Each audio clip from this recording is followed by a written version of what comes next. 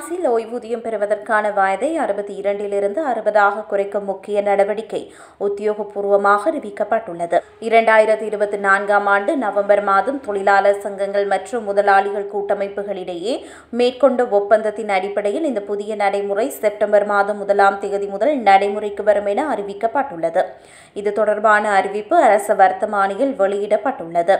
இந்த பொது திட்டம் அரசு சிவில் சேவை திட்டம், விவசாய தொழிலாளர்கள், தன்னிச்சையான தொழிலாளர்கள், வழக்கறிஞர்கள் உள்ளிட்ட பல்வேறு திட்டங்களில் காப்பீடு செய்யப்பட்ட நபர்களுக்கு பொருந்தும். இந்த புதிய முறைப்படி ஊழியர்கள் 60 வயதிலிருந்து தங்கள் ஓய்வூதியத்தின் ஒரு பகுதியை பெற தகுதி பெறுவர். எனினும் பகுதி நேர வேலை செய்ய அனுமதிக்கப்படுவர். உதாரணமாக, ஒருவர் 60% நேர வேலை செய்தால் தங்களது ஓய்வூதியத்தில் 40% பெற சலுகையை பெற முடியும். எனினும் இந்த சலுகையை பெற குறைந்தது 150 காலாண்டுகளுக்கு பங்களிப்பு அவசியம்.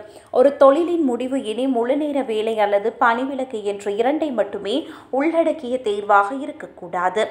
ஒவ்வொருவரது தேவைகள் மற்றும் விருப்பங்களுக்கேற்ப அமைக்கப்பட்ட தொடர்ச்சியான வேலைவாய்ப்பை ஊக்குவிக்கும் அமைப்பாக இது இருக்க வேண்டும் என தொழிலாளர் மற்றும் வேலைவாய்ப்பு அமைச்சர் குறிப்பிட்டுள்ளார்.